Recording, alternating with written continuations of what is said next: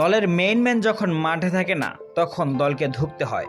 বেশিরভাগ সময় এমন অবস্থায় দেখা যায়, যেটা এখন হচ্ছে ব্রাজিলের প্রাণভোমরা নেইমার জুনিয়র দলে নেই অনেক দিন। ইনজুরির কারণে মাঠের বাইরে রয়েছেন এই সেনসেশন। এমন সময় তার না থাকায় একের পর এক ম্যাচ হতাশায় যেন ব্রাজিলের প্রাপ্তি। নেইমারের না থাকার সময় ব্রাজিল করেছে বহু লজ্জার রেকর্ড। নেইমার মাঠে থাকলে হয়তো এসবের মুখে পড়তে হতো না। 1960 সালের পর এই প্রথম কোস্টারিকাকে হারাতে পারল না ব্রাজিল। এর আগে টানা 9 ম্যাচেই জয়লাভ করেছে।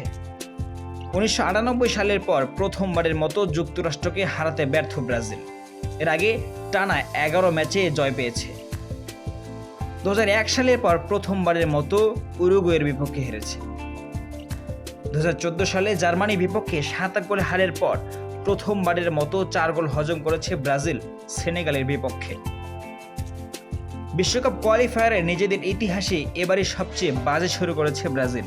6 ম্যাচের সংগ্রহ মাত্র 7 পয়েন্ট।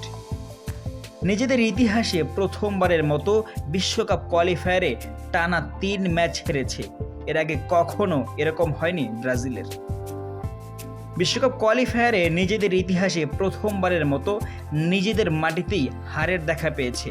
কোয়ালিফায়ারে নিজেদের মাটিতে এর আগে ব্রাজিলকে হারাতে পারেনি কোনো দল।